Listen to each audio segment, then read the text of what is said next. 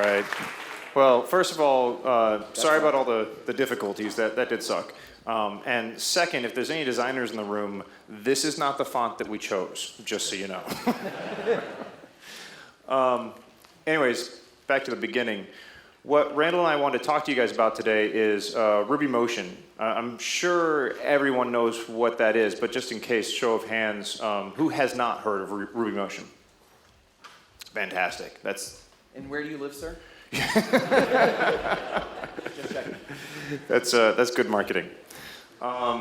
Okay, so first of all, Randall and I are the founders of a company based primarily in San Francisco called Thunderbolt Labs. We are a consulting contract development shop.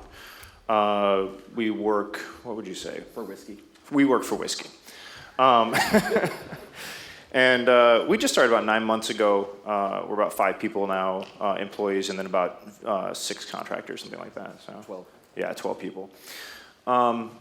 And one of the projects that we have is working on our Rubymotion application. We wanted to see what that was like as soon as the software came out.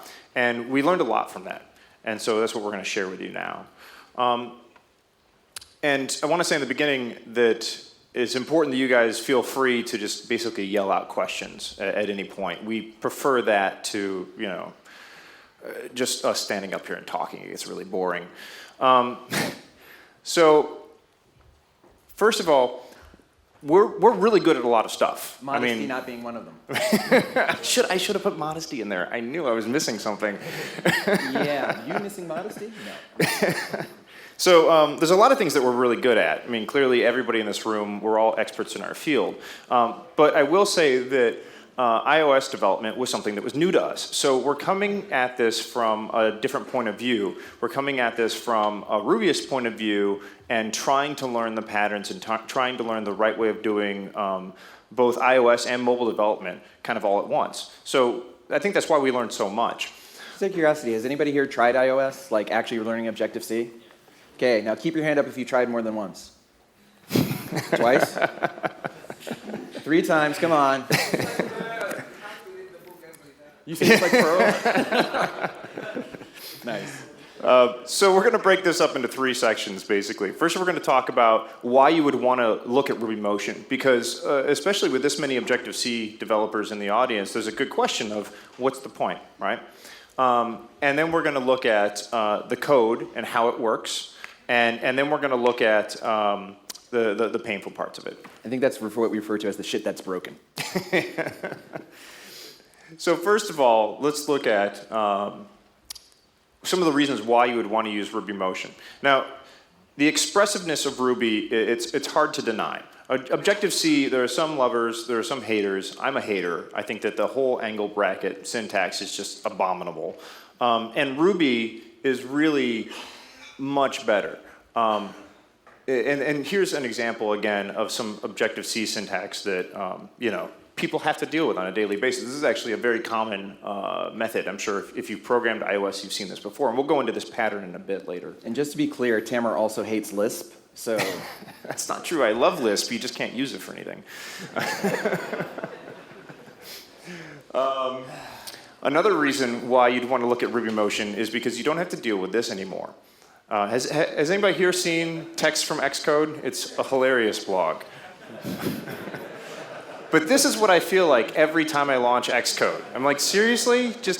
I remember Unix. Unix was great. In fact, do you remember, did anybody download the Xcode from the App Store? Like when it changed the App Store? Did everybody have the problem where their shit broke until Apple's like, oh yeah, run this command line tool to uninstall Xcode because the Xcode uninstall doesn't actually uninstall Xcode? How many people have had Xcode crash every time you restart it, even after you wipe your local preferences, the global preferences, and when you Google it, they say, oh yeah, you need to reinstall your OS. Look that up. So, you can use whatever you want. So it's much nicer for a Unix hacker to be able to use their editor of choice. I didn't approve that slide. I added that one in for you. Thanks. But we're much more comfortable in being able to use Vim, being able to do things like remote pair over tmux, which is something you just cannot do with Xcode, right? So you're back in comfortable tool land, which is nice. And then the other part that's really important, and this is not a technical difference, because I'm getting a little bit of feedback, if somebody could adjust that. This is not a technical difference, this is a cultural difference of how Objective-C community and the Ruby community differ. The Objective-C community is much more, they believe in much more straightforward, they don't believe in dry code, they believe in repeating themselves as long as it's very clear what's going on. And the Ruby community is much more adventurous and much more into what we term magical development, right? So they'll do anything they can to make the lines of code smaller and more understandable, even if you're not sure exactly what's going on under the hood. And that can be interesting. Not saying one's better than the other, but it can be interesting. Yes, you are. Yeah, I am. All right, so now let's take a look at some of the example code of what it's like to work on a Rubymotion project. So first of all, when you get started with Rubymotion, is there anything that you guys can do about the feedback? I'm a little worried about destroying the audience's ears. All right. So when you get started with a Rubymotion project, what you'll notice right off the bat is that all we're dealing with is the command line. And that's really beautiful. So just like with a Rails project, what you do is you run motion create and then the name of the project, and you get a directory structure you can deal with. It's a very familiar directory structure to Rubyist. And then you're just dealing with regular Ruby classes at this point. Yeah, that's much better. Okay, so just dealing with regular Ruby classes at this point, like the app delegate, which iOS developers will recognize.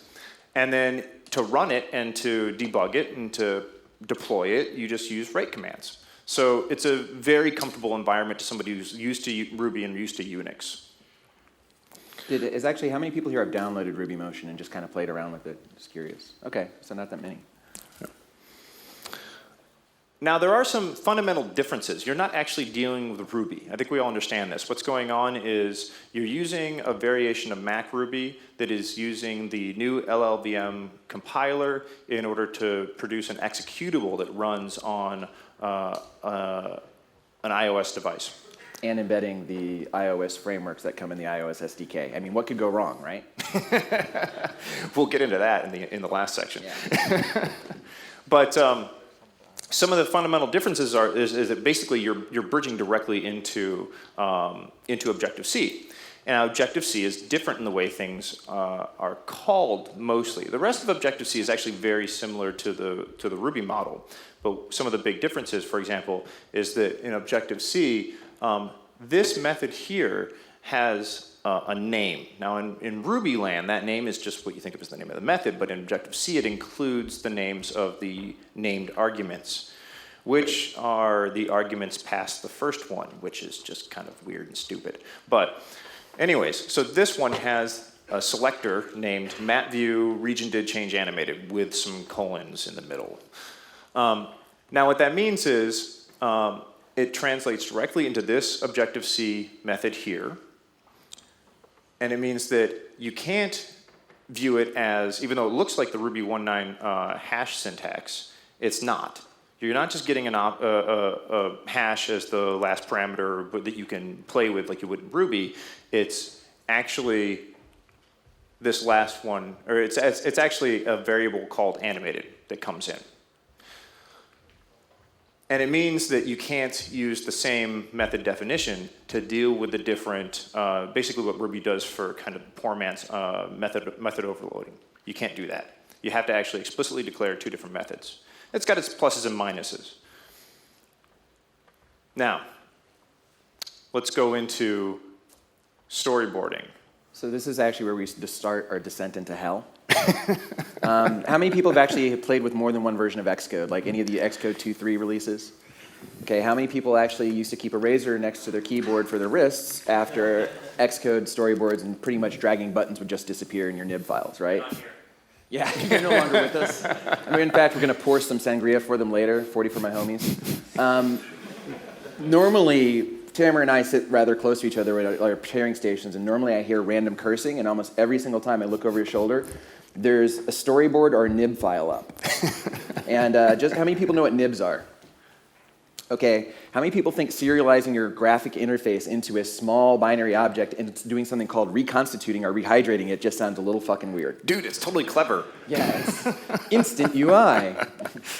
Yeah, so if anybody, so it sounds like maybe half you guys don't know what a nib file is. And what that is exactly what Randall said. You use Interface Builder to drag these interface elements onto the screen. And then when you save it, it has these running in memory and it serializes it and just drops it into your project. When your program runs later, it deserializes them straight into memory. Now they changed it to XML, but basically it's the same thing. Yeah. Deserializes it straight into memory and then hooks up some instance variables so that they can point at each other. Because the binary that you didn't understand, which was opaque, is so much better now that it's XML that you can't understand that shouldn't be. Yeah. opaque. Have you ever tried to edit one of those by hand? Yes. It's a terrible idea. So what they did after nibs is they said, well, this is such a great idea, let's expand upon it. And now what you can do is you can actually lay out your entire application. Now it's a little bit fuzzy, the resolution's not as great as it could be, but it's a little bit fuzzy. But each one of these is actually an iPhone screen. And so each one of these, in turn, is basically a single nib file, but they've got connections going between them. And the reason this is actually a big deal is because I don't know if you've written any iOS code before, but if you haven't, people were so frustrated with Interface Builder that normally you would actually programmatically add every single button and every single element. So imagine instead not even like a node or application, but literally having to go through in Objective-C and say, give me a button, and I want this button to have the parent of this panel, and this needs to go here, it needs to be size this, the shade needs to be this. Oh, and I need to apply the bitmap for clicking, highlighted, over, all in code. So a bit like JavaScript. Yeah. Yeah. And there's other ones. I think Visual Basic had this kind of concept as well. I'm not sure exactly what the mechanics were, but it's the same idea. You just drag shit around and, oh, look, I'm a programmer. Which is basically what's going on here. You can actually have a full prototype of an application, which is kind of good for rapid development. So you can see what the application is going to feel like and then actually fill in the back-end code. Right? This is kind of like the equivalent of typing Rails and then doing scaffold and then saying, shit, I got a Rails app. Right. Dude, that's how I write all my apps. So this is one of the major advances of the latest Xcode. The other one is ARC, which gets rid of all that reference counting stuff. It's almost like garbage collection. Except it doesn't work. I mean, last section again. And ARC, by the way, is what enabled Rubymotion. The big blocker in the past was that Ruby couldn't run on an iOS device because you had to explicitly retain and free your memory, and it was, basically impossible without adding syntax. So what they did was once they had ARC in the LLVM compiler, they were able to get there. So between ARC and between Storyboards, developing in Objective-C is actually a lot easier than it used to be. And it also translates to Rubymotion. Now, when you're using this, it's a little interesting. So you basically throw this storyboard into your Rubymotion application, somewhere in the resources directory, and then you can edit that storyboard with Xcode, and it brings up just like we saw. And then in your rake file, you specify what the storyboard name is. Then back in Storyboards, you have to go to each one of those little fields, like the password box or the email box or whatever, and you have to give each one an explicit tag. It's just some arbitrary number. It's up to you. 666 is a good one. Next, in your view controllers, you actually have to ask the running view hierarchy for the view with that tag.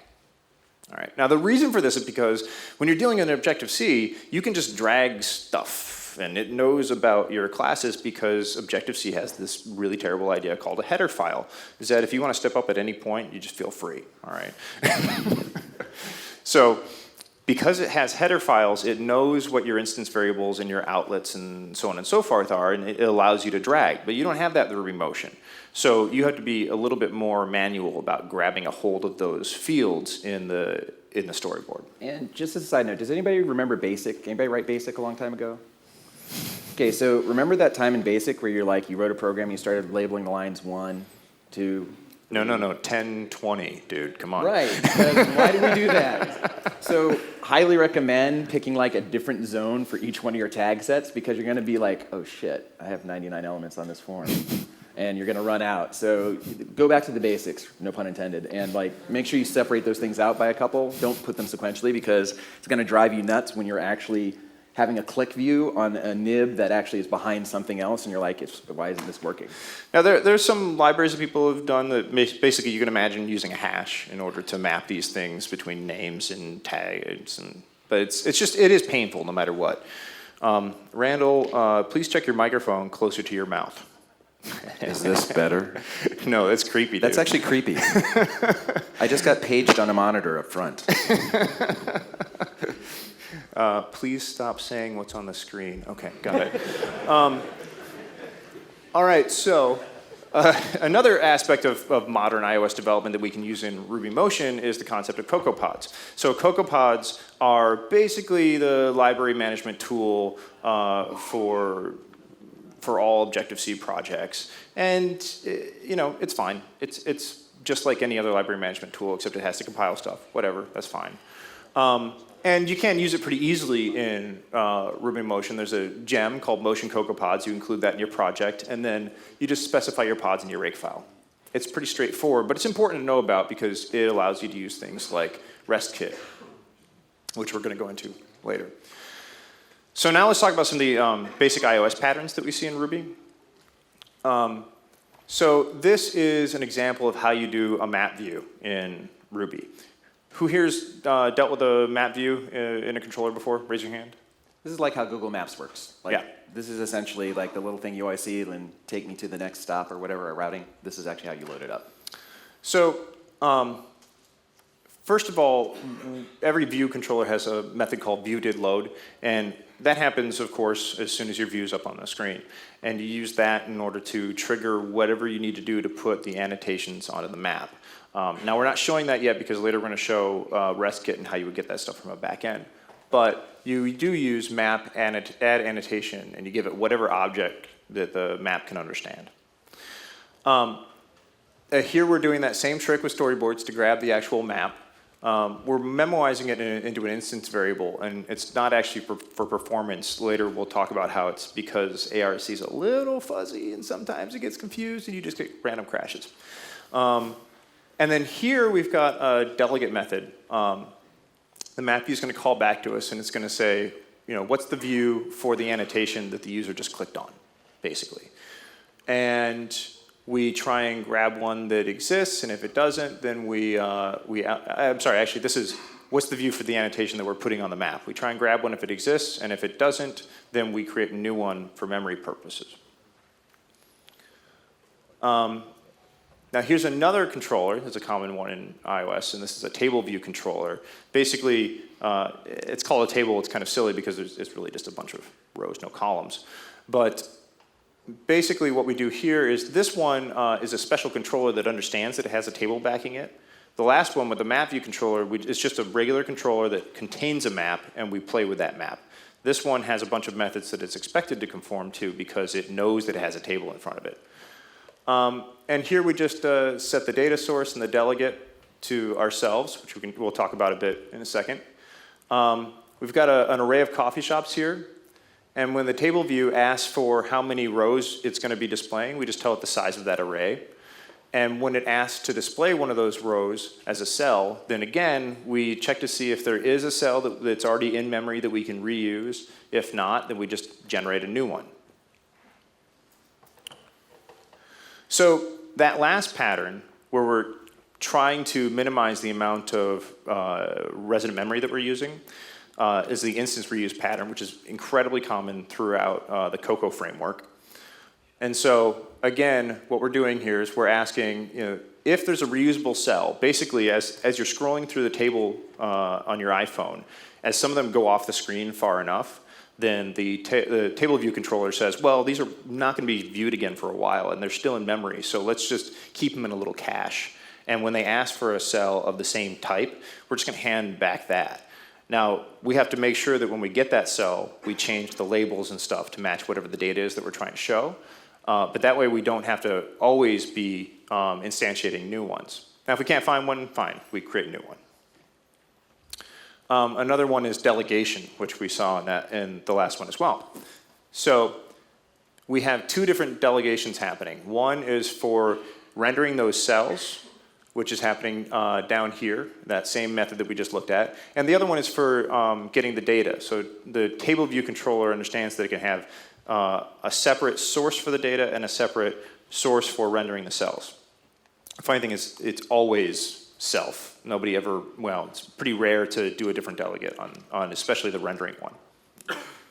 But basically, the delegate pattern is it's a lot like callbacks. You're just saying, call out to this other object for a bunch of well-known methods.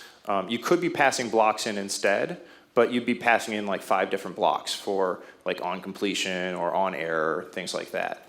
So with the delegate pattern, you can just say, set the delegate once, and as long as I'm implementing those methods, everything's going to work just fine.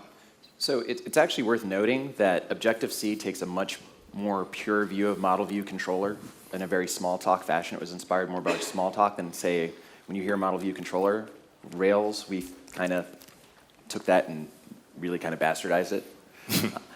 So it actually has a very strong model view controller architecture and why it depends on delegation. And Tamara mentioned something else.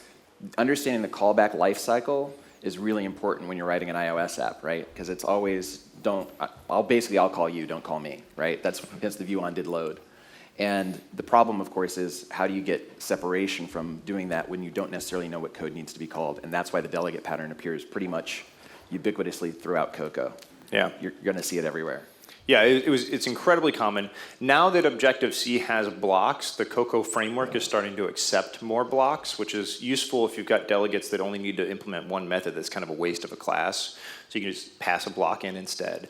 And Ruby blocks translate directly into that. So how many people here actually did write Java for a while? Somebody mentioned Swing, right?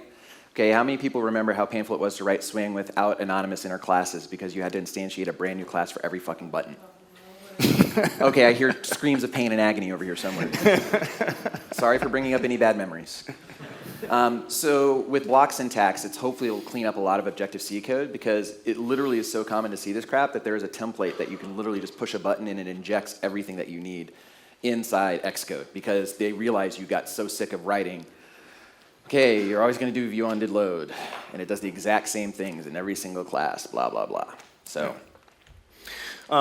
All right, so this last one's not really an iOS pattern, but it's such a useful library that we wanted to go into how this works. Whenever you're writing a client-server application that's going to be running on iOS with like a normal RESTful JSON backend, this is basically the go-to library for it. It's a very interesting library in how it works. I haven't seen a Ruby equivalent of this pattern, so I think it's worth going into. Basically, when you're using RESTKit, it happens in 4 steps. First, you have plain old Ruby objects, and this is what I like most about it. You don't have to include anything in these objects. They're just plain old Ruby classes, and RESTKit will map straight to them. So then you have to describe the JSON to RESTKit, and you have to describe what keys map to these Ruby objects, and then you request a random URL, and basically whatever weird JSON structure it sends back, any mixture of JSON of these objects encoded in JSON, it just figures it out and sends you an array of the Ruby classes that you asked for or that you originally configured it with. And we're not going to go into extreme detail, we don't have time, but this is a blog post we wrote about getting RESTKit to work with Rubymotion. So if you want more details, then just go to that link. So here's an example again. This is just a coffee shop class. It's just got some attr accessors on it, plain old Ruby class. Here's the JSON that would map to it. Now it's got this key coffee shops, and then it's got all of the attributes that we just listed out. So first, we tell RESTKit through this RK object mapping for class coffee shop thing, exactly how the JSON maps. Now, for this one, it's one-to-one with the keys, which is convenient. And there's actually a shortcut method that you could use with RESTKit to say, just map these keys and pretend they're one-to-one. Unfortunately, when you're using Rubymotion, that just crashes your app for some unknown reason.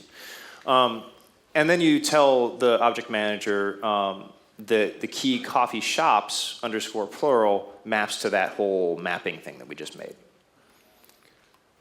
And then you just get an arbitrary URL, slash coffee shops, and we send self in as our delegate so that it calls into our methods down here, again with the delegate protocol, or pattern. So object loader did load objects, and here we just play with these coffee shops that we got, and they're just our regular classes, regular coffee shops. And then, of course, for failures as well, we can deal with that. So it's a nice pattern where basically it divorces the domain model from the JSON that's coming in and representing it. It's pretty cool. All right. So the final part of this, and the most interesting part, is it worth dealing with Rubymotion to write an iOS application? Like we just said, there's some major benefits that have happened with the latest release of Xcode and with Objective-C, ARC, blocks, storyboards, that make Objective-C actually palatable to work with. So, what are the issues with Rubymotion, and should we be using it on our next project? And just out of curiosity, how many people here have an interest in writing iOS apps? None of you want to be like the next Angry Birds, really? Okay, I mean... Dude, there's so much money in it. Well, the other thing is actually, I mean, we run a consultancy, right? And honestly, what that means translates roughly into is we're whores for money. And people pay a lot to actually have iOS apps written. And strangely enough, most of them require a database backend. So they're actually coming a lot of times to Ruby shops to do those backends. And there's actually a pretty big market for writing iOS apps. So this should actually be a big question. Worth sometimes translates to dollars. So yeah, the pain. Well, first of all, with Rubymotion, you can't use Ruby gems, which basically knocks out all of the interesting code you thought you'd be able to play with. Nokogiri, things like that. Nah, say goodbye. And that's because Rubymotion can't do any runtime evaluation, which includes things like the method require. Right? See, every gem that we know of uses require. As soon as it tries to call require, your whole thing just explodes, and it's no good. There are some specific gems that are written for Rubymotion that will work. They just don't use require.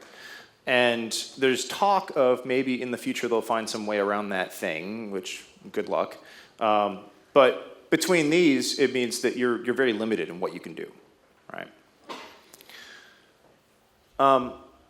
I showed earlier how we were memoizing something that's actually, this is a very straightforward call, and I'm betting it's a constant time call. So memoizing it has dubious utility in terms of performance, but more importantly, if you don't memoize all kinds of random stuff for seemingly no reason, your app just randomly crashes with a statement of, well, you tried to access something that you'd already freed. And I'm like, I don't even know how to free something in Ruby. What are you talking about?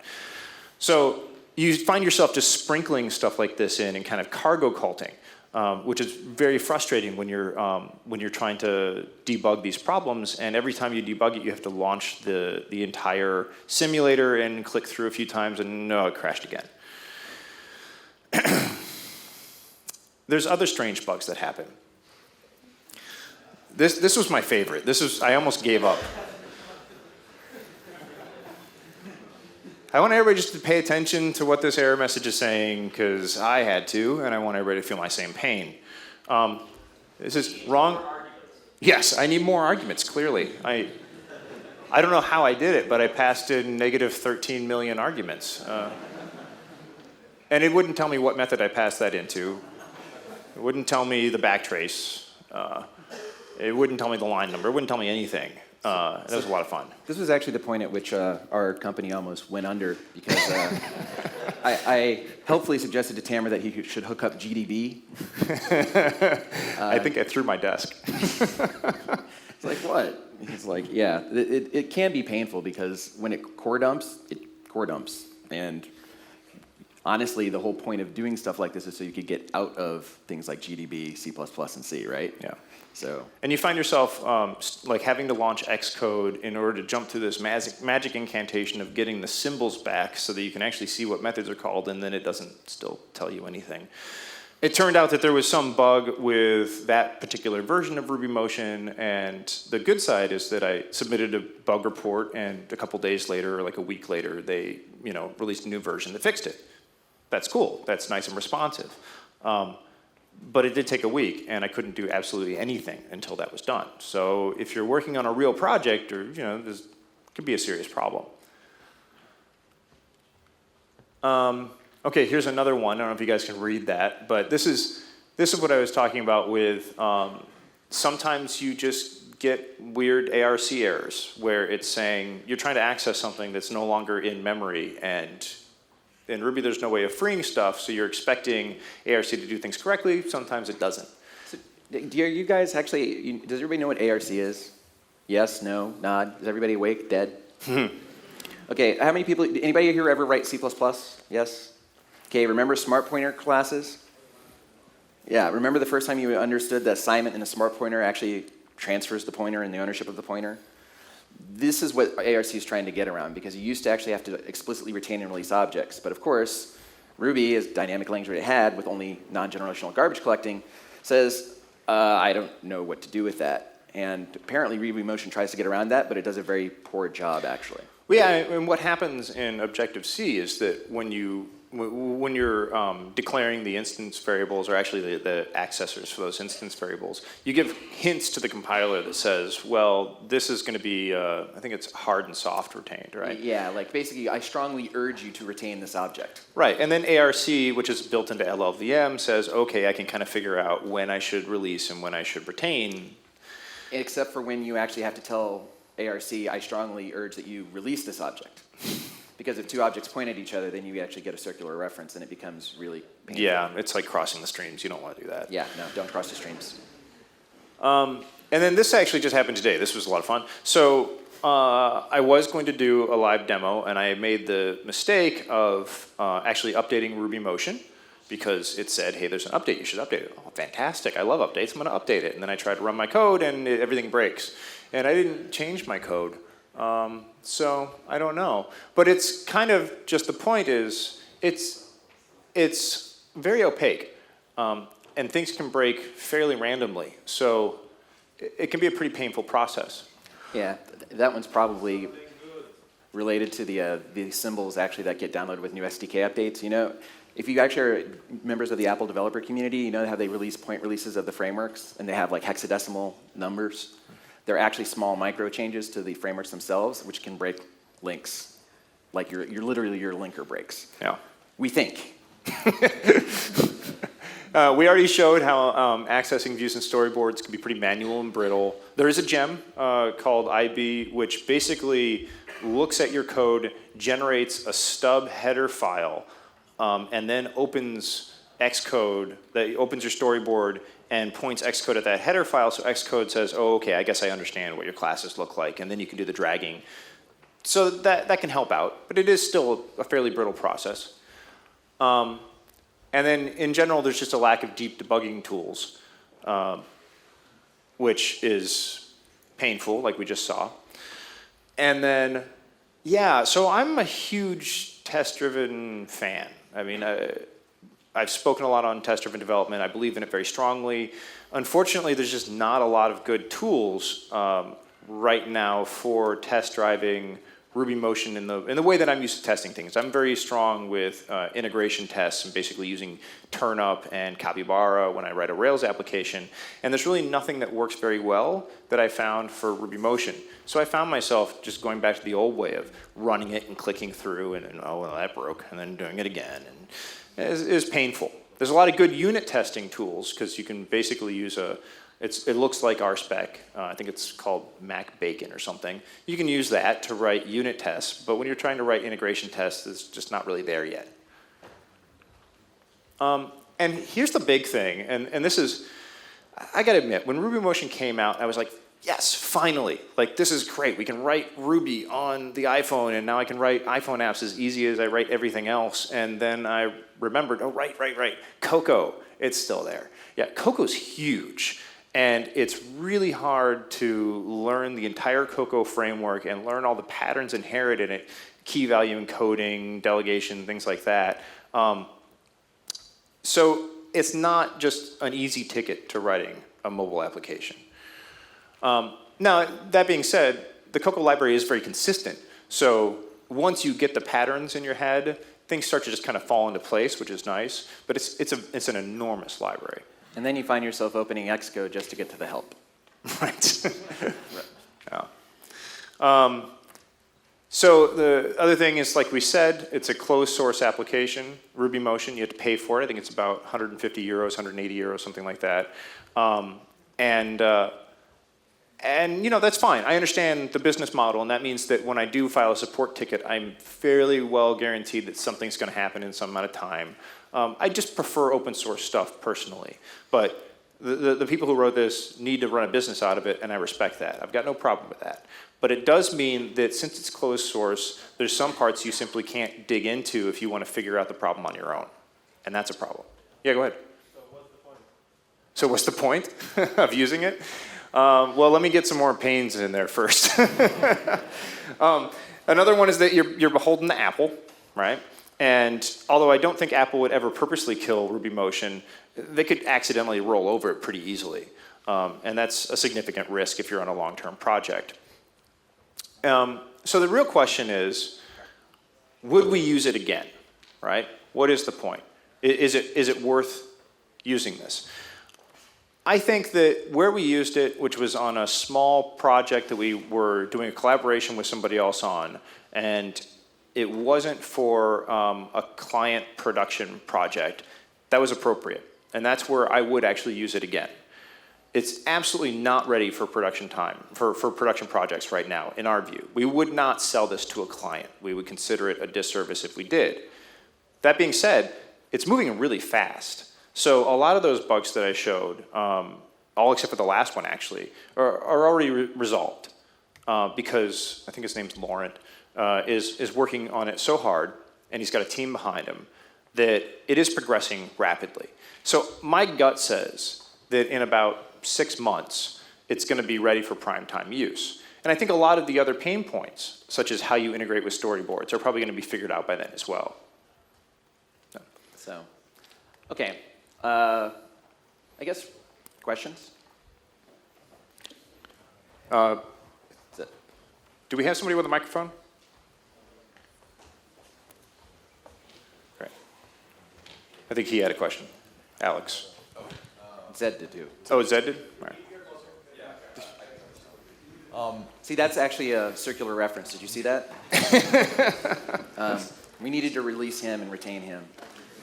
So this is you're jumping into also a whole other area, but could you imagine writing something in Rubymotion that's kind of generic enough that you could actually reuse it for the Ruby framework for Android, and then just both of them would have some sort of wrapper or generic interface for interacting with the views, and then be able to reuse your code in for two different mobile ecosystems? So you're asking me if I would actually do Appcelerator Itanium and write it again? No. Yeah, I suppose so. Well, but that's a good point, though. Theoretically, you could reuse, for example, the models in the front end and the back end. It's much like the Node.js argument of like, same code in the front and the back. And there is also the benefit of, if your team is an exclusively Ruby team, the learning curve of Objective-C just the learning curve alone of learning a new language and all the tools associated with that. But yeah, you could, theoretically. We actually just deeply disagree with this. Because I basically say, if you want to write an Android app, write it the way they write it on Android, like C++ and Java. You want to write iOS, stick with Objective-C. But, Yes, Zed. Just really quick, had either of you done a lot of C coding, extensive C coding? I did when I was younger. I did mostly C++, neural networks. So I actually started off as an embedded systems programmer, 8052C, then assembler, then C++. And then I spent that doing basically shit tons of C++. Because a lot of those errors you saw, when I saw them, I went, oh, I know how to solve that. Well, you would know how to solve that if you were coding in C. Right. With Ruby, it becomes more difficult. So is the distance from the Ruby to the C so great you can't use Valgrind, you can't use So CDB. it is literally like an opaque box. For instance, so think of it this way. It's Rubymotion, right? What it is doing is it's actually going through and actually making the LLVM modules and doing a mashup. So it's almost like having an old school overlay file and then calling those endpoints directly. And without going into too much into the Objective-C internals, you know that everything in Objective-C is basically a raw pointer, right? And then it actually has basically a dispatch table, like a V table, like a C++ object. And then it has a pointer and a function pointer. Those all have to be matched up. But the problem is it's really easy to do in Objective-C because you can load it into memory and call them by address like function pointers, like in C. That doesn't work in Ruby with Objective-C because it doesn't have even the concept of an address of a function. So what it does is it actually matches those things up somehow magically when it compiles your app using Ruby Cocoa, and it links the frameworks and it gets all the addresses of everything and it does the fix-up for you. I mean, you do have an image that's dropped into your project directory that you could run Valgrind on and load it up and play with that. But knowing where in your Ruby code matches to that spot that you find the bug, that's the real problem. And right? it does dump So symbols. the issue is Valgrind would say, it's here, and that's disconnected from some spot. Yeah, it's like, okay, how do I access that spot, or what triggered that in right. Ruby? And the stack of how it got there isn't the same as simple as a call stack with frame unwinding in like a C or C++ function. So, for example, one of the issues, and I think they fixed this basically, is when you did adder accessors on top of, if you inherited from a Cocoa or an Objective-C class, did an adder accessor to override one of the existing accessor methods, it wasn't the same thing. So then it would get a crash because the adder accessor, even though all it should be doing is defining those methods, isn't actually just defining those methods or something. I don't even know why. Yeah. So, anybody else? Questions? Up Yeah. here? As in the standard in Rubymotion, you have the logic in Ruby, but the library in Objective-C. Sorry, go on. Which means that you have to more or less write in two languages at the same time. Do I need to repeat or? Yeah, I'll repeat that. So your question was, in Rubymotion, the language is in Ruby, but you're saying, but maybe the libraries are in Objective-C, and so you have to write in two different languages at the same time. That's not really true. You do have to write Ruby that matches to the Objective-C calling semantics, like we showed earlier, but I never, at no point in time did I have to actually drop down into Objective-C, because it did compile, like if I wrote a plain old Ruby object, it did compile just like it. Go on. You do have to drop in Objective-C. How are you going to know what to call? You need to read Objective-C. There's no reference in Ruby. You do need to be able to read, yes, that's true. You need to be able to read Objective-C, Yeah. and So- you're absolutely correct So there. here's the thing, right? I actually kind of disagree with this. This is the whole point, right? After a while, you're starting looking at all the documentation in Xcode. You have to edit your storyboards in Xcode, then drop out of Xcode. And then when you actually want to go look up a method called autocomplete it, you look it up in Xcode. Well, and then when you Google for how do I do this, all You- the examples right, are in in Xcode. Xcode. Or in Objective-C. Right, in Objective-C. And then the other problems there actually are other mismatches. Objective-C was built on top of, there's the Cocoa framework and then something else called Core Foundation.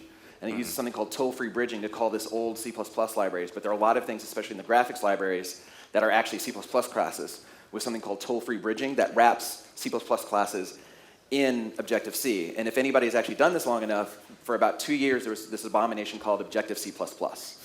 So if you want to see some fucked up shit, go look at template metaprogramming with square brackets all over it. It'll blow your mind, right? So it's basically what it really has to do with is more of your background, right? Actually, I don't really mind square brackets. It's C, it's not that bad.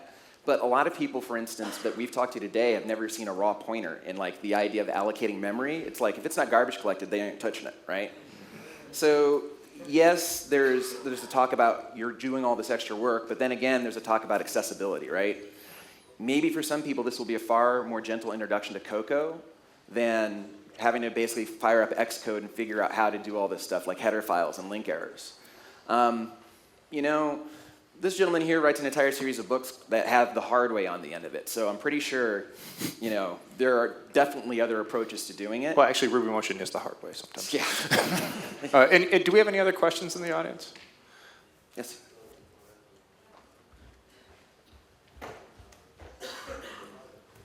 Speaking of that, Cocoa is so huge. Is it possible to integrate core data with Rubymotion? Yeah, it is absolutely possible. There's a couple of examples online.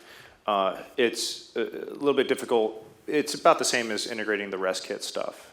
Yeah. Okay, so is it possible to, I don't know, because defining schema in core data with Xcode is very simple, just clicking Yeah. in Xcode. And defining migration is also like clicking, so I don't know how to. Some of that stuff is missing though from iOS, like key value encoding and some of the auto loading stuff. No, now it's all there. Okay. I think, yeah, the core data stuff is now fully fleshed out. Oh, cool. Yeah. And so that is a major win, being able to use core data. Although I would argue that with Ruby, and it's maybe my preference, I'd rather just deal with the SQL tables directly, frankly. You know. Okay, so I will look the examples on the side. Yeah. Thank you. Absolutely. Anybody else? Other questions? Well, hold on, you got the mic got a right mic. here. Hi, so if you use it for production, how do you tell your client that it's possible that at some point you'll have to rewrite the app in ObjectiveC? That's why we wouldn't use it in production. You do it very carefully, hopefully while you're getting them drunk, and actually hopefully after they've paid you. All right. Here you go. By the way, don't touch it. And this would be a great time to up your rate. Yeah, that's when you take the maintenance and operations contract. One last question? Was there another question? Got one last one, and then we're out. Where? Nobody? Raise your hand. Not that I know of. Say again? The free developer license. Is there a free developer license? No, no. It's It's 100 euros, I think. Is it? Is it coming? Okay, great. Normally you will have access to everything except deploying to the iPhone. Okay, so he said, But in reality, you have to get the SDK from Apple anyway, which is $99 a year. And So the you- iOS dev program. the answer, just to record it, was that a free developer license is coming where you simply won't be able to deploy your application, but you can run it in the simulator. So yeah. Do we have time for one more question, or is that it? That's, We're a bit We're out of time. off schedule, so yeah, All right. maybe at the Wrap it party we can like ask them more questions. I will do. All Because right. I'm really interested in Rubymotion. Yeah, grab us afterwards if you have more questions. We've got a lot of stuff to complain about. So. thank you.